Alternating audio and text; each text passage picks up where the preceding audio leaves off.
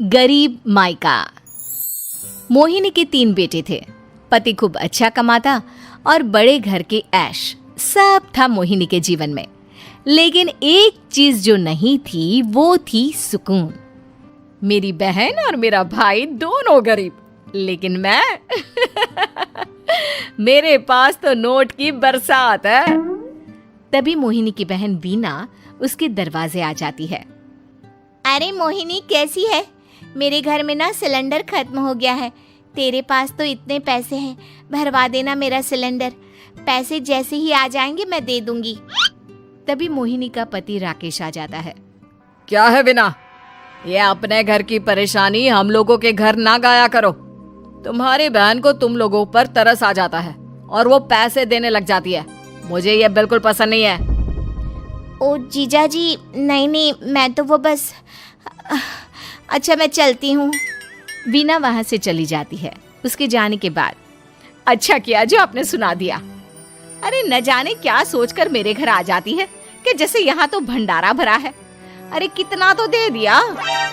अच्छा जी, जरा 1000 तो देना। वो बिन्नी दीदी है ना, उनके घर जा रही हूँ। उनका पोता हुआ है तो मुंह दिखाई दे दूंगी।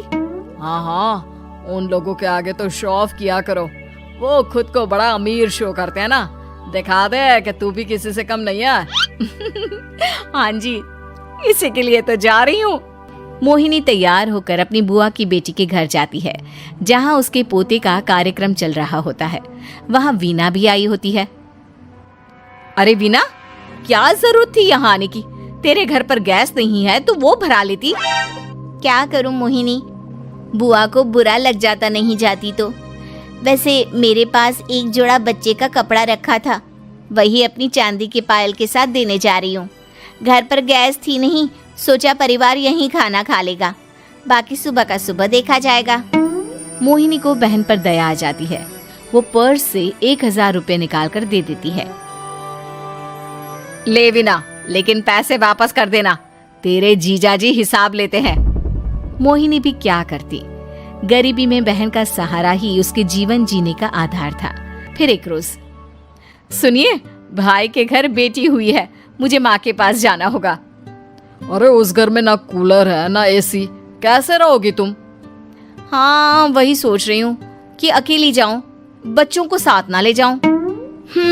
चली जाओ, लेकिन ये जो तुम अपने गरीब परिवार से मिलने चली जाती हो ना, मुझे बिल्कुल अच्छा नहीं लगता।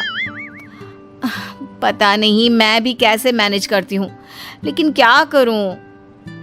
मोहिनी भाई भाभी के घर आती है। मोहिनी, कैसे आना हुआ? तू यहाँ हम लोगों के घर रह लेगी या फिर किसी होटल में रहेगी? क्या हो गया है माँ? मोहिनी को क्यों ऐसे बोल रहे हैं आप? अरे तू नहीं जानती अपनी ननद को, पैसे वाली है ना, तो ऐड कुछ ज्यादा ही है। मोहिनी को माँ की बात का बुरा नहीं लगता है, क्योंकि उसे पता ही नहीं चलता कि माँ उसे जली कटी सुना रही है। वो भाभी की बच्ची के साथ लेन देन करती है और वहाँ से चली जाती है। उसके जाने के बाद, माँ, क्यों आप मोहिनी को इतनी सारी बातें सुनाती हो? भाई का बेटा बोल पड़ता है। माँ, क्योंकि दादी जानती है कि बुआ के अंदर घमंड है। सही बोल रहा है मोहन। बहू भले तुझे ना दिखता हो, लेकिन मुझे और मोहन को दिखता है कि वो कितनी घमंडी है। मोहिनी मायके आती है, जहाँ गरीबी के कारण चीजें कम होती हैं। इस मोहन के बच्चे को काम पर लगा दो ना, किसी दुकान या किसी होटल में। बर्तन धो लिया करेगा, कम से कम 4 पैसे और आएंगे घर में। देख मोहिनी, माना तेरे पास पैसा है, लेकिन तेरे भाई के दिन इतने भी बुरे नहीं चल रहे कि वो अपने बच्चे की पढ़ाई रुकवा कर उससे बर्तन धुलवाए। मोहन माँ की ओर देखता है, जैसे आंखों से बोल रहा हो, देख लिया बुआ का हाल। हाँ मोहिनी, बात तो सही है, लेकिन अभी मोहन को पढ़ना है। आखिर तुम भी तो अपने दोनों बेटों को पढ़ा रही हो ना। मेरे बेटों से कैसे कंपेयर कर सकती हैं आप? अरे वो तो कलेक्टर बनेंगे। हाँ, कल को वो मोहन को नौकरी में रख लेंगे, क्यों? मोहिनी कुछ दिन और रहकर चली जाती है। धीरे धीरे दिन बीतता है। मोहन बड़ा होता है और कड़ी मेहनत से सफल भी हो जाता है। मोहिनी, माँ के जाने के बाद तो तुमने भाई भाभी के घर जाना छोड़ ही दिया, क्यों? वो क्या है ना, उन लोगों का घर छोटा है, मेरे बच्चे जाना ही नहीं चाहते। पर तुझे क्यों अचानक मायके की बात याद आ गई? यार, मेरा तो मायका है, भाई भाभी है, मेरा तो आना जाना लगा ही रहता है।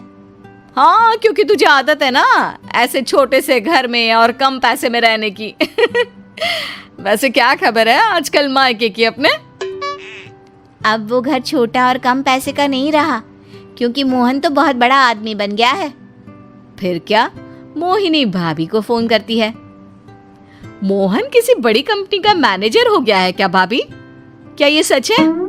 हाँ मोहिनी दीदी, अब तो हम लोगों के गरीबी के दिन कट गए। आपके भाई ने कोई अच्छे कर्म किए होंगे जो हम लोगों का बेटा इतना अच्छा कमा रहा है। देख लो भाभी, पहले भी आपने कई गलतियां की थी, आप थोड़ा संभल कर चलना। भाभी को मोहिनी की बात समझ में नहीं आती कि वो क्या कहना चाहती है।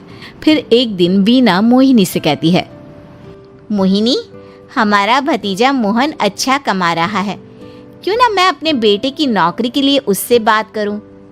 अरे बुआ का बेटा है, ये सोचकर मदद तो करेगा ना? हाँ हाँ, क्यों नहीं करेगा, उसके बुरे दिन में तो हम भी खड़े थे। मोहन को वीना फोन करती है और अपने बेटे की मदद करने की बात करती है। हाँ हाँ बुआ, क्यों नहीं, आप सिद्धार्थ को भेज दें, मैं अपनी ही कंपनी में उसकी नौकरी करवा देता हूँ।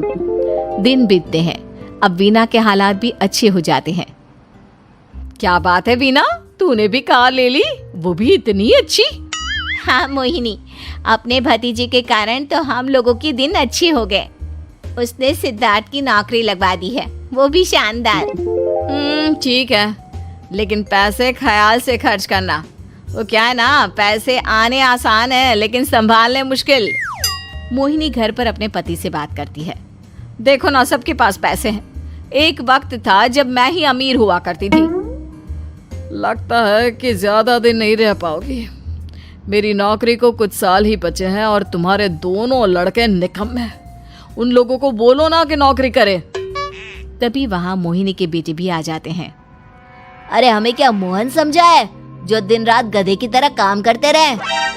खैर, दिन फिरते हैं और मोहिनी के पति की नौकरी भी खत्म हो जाती है। मोहिनी क्या करे, थोड़े से पैसे में गुजारा नहीं हो रहा है। तो क्या करे, मेरी समझ में कुछ नहीं आ रहा।